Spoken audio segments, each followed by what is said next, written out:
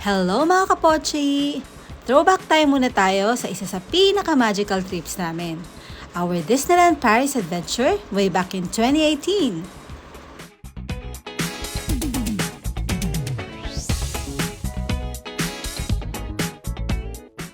Nag-umpisa ang trip namin sa La Valle Village kung saan nakapicture pa namin ang mag-asawang sina Jessie at Luis Manzano.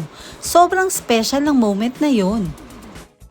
Pagkatapos nun, dumiretso na kami sa Disneyland Cafe Mickey.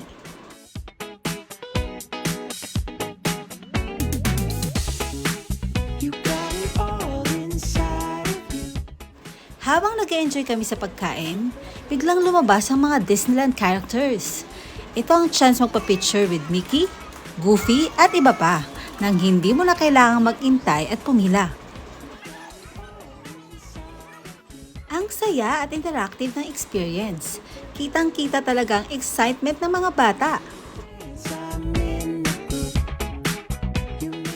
At dahil pwedeng magpa-picture kasama nila, ay sinamantala na namin ang moment na yun.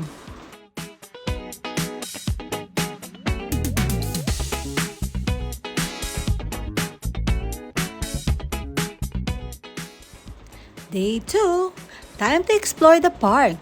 Sobrang daming rides, parades, at iconic photo spots sa castle.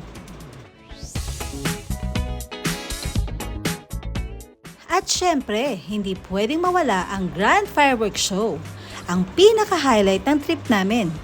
Parang fairy tale talaga. Sana nag-enjoy kayo sa quick throwback natin. Don't forget to like, comment, and subscribe. See you on my next vlog. Bye!